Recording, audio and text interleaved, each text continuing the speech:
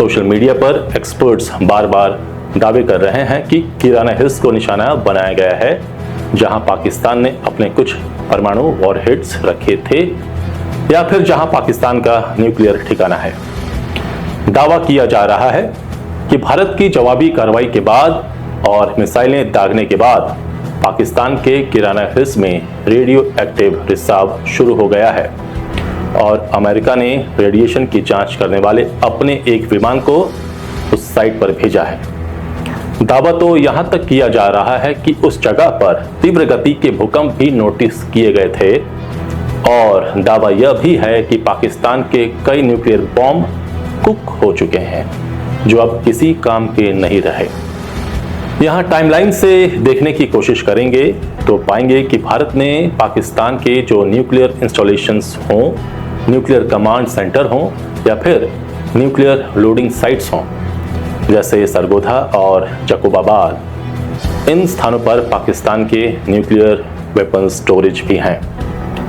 जकोबाबाद में अमेरिका द्वारा निर्मित F-16 इन न्यूक्लियर वेपन्स को लेकर उड़ने के लिए तैयार रहते हैं।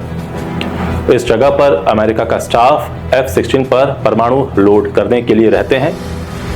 अमेरिका ने इसके एवज में पूरी ओवरसाइट ले रखी है, यानी न्यूक्लियर बॉम्ब की। यहाँ समझने वाली बात यह है कि बिना अमेरिका के परमिशन से पाकिस्तान परमाणु बॉम्ब का कोई फैसला नहीं ले सकता।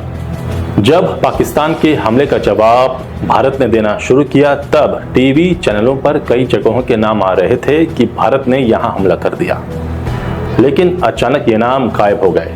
वैसे भी इन नामों को सरकार या सेना किसी ने भी शेयर नहीं किया था और जानकारों की माने तो कई मीडिया संस्थानों को मैसेज भी दिया गया कि सेना से जुड़ी कोई भी कार्रवाई न दिखाई जाए।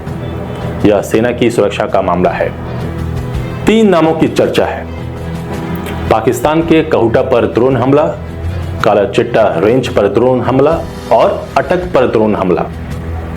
इनमें से अटक में पाकिस्तान का न्यूक्लियर मिसाइल बेस है जिसे फतह जंग बेस कहते हैं। माना जा रहा है कि यहां पर भारत ने पहले ही दिन सीधा हमला कर दिया था। काला चिट्टा जो रावलपिंडी के पास है, जहां पाकिस्तान का न्यूक्लियर मोबाइल लॉन्चर का ठिकाना है, कहूटा में पाकिस्तान के हथियार को आइसोलेट किया जाता रहा है, तो पहले ही दिन इन जगहों पर हमला हो चुका है। भारत ने पाकिस्तान के रडार सिस्टम को भी ध्वस्त कर दिया था, यानी पाकिस्तान को आधा अंधा बना दिया था। फिर 9 और 10 मई की मध्य रात्रि को पाकिस्तान ने फतह 1 और फतह 2 मिसाइलें चलाई। ये मिसाइलें इसलिए चलाई गईं क्योंकि पाकिस्तान को लगा कि भारत ने तो इनके परमाणु हथियारों के गढ़ पर ही हमला बोल दिया है। भारत ने फिर पाकिस्तान पर ब्रह्मोस ए दाग दिया। साथ में और भी कई मिसाइलों से पाकिस्तान पर हमला किया गया।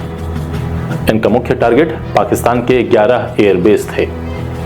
इन 11 में से 3 जगहों सरगोधा के किराना हिल्स, जकोबाबाद और भोलारी के पास हुए धमाकों ने पाकिस्तान को हिला डाला। भोलारी में न्यूक्लियर बेस नहीं है, यहां अलग रणनीति के तहत इसे टारगेट किया गया था। सरगोधा F-16 का बेस है।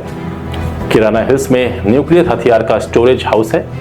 पाकिस्तान ने न्यूक्लियर बॉम्ब के साथ साथ डर्टी बॉम्ब भी बना रखे हैं। न्यूक्लियर बॉम्ब तो ब्लास्ट होता है, लेकिन डर्टी बॉम्ब ब्लास्ट नहीं होता। डर्टी बॉम्ब को अगर पब्लिक प्लेस पर फेंक दिया जाए तो वह एक्सपोज हो जाता है और उसमें से रेडिएशंस निकलनी शुरू हो जाती हैं। इस रेडिएशन का पता तुरंत नहीं चलता, लेकिन जैसे जैसे समय पार होता है, इस रेडिएशन के कारण उन स्थानों की हवाएं जहरीली हो जाती हैं, जल स्रोत जहरीले हो जाते हैं, तरह तरह की बीमारियां फैलने लगती हैं, जैसे स्किन कैंसर और भी घातक रोग। उसके बाद उस स्थान को खाली करना ही एकमात्र उपाय होता है, कम से कम 4-5 साल तक। एक्सपर्ट्स की माने तो भारत के हमले के दौरान पाकिस्तान द्वारा निर्मित उस स्थान पर कुछ डर्टी बॉम्ब एक्सपोज हो गए। उसके बाद वहां से रेडिएशन फैल रहा है। यहाँ सबसे महत्वपूर्ण जानकारी यह है कि जैसे ही भारत ने नूर खान एयरबेस पर हमला किया, उसके पास स्थित पाकिस्तान का न्यूक्लियर कमांड सेंटर की नींव ही हिल गई।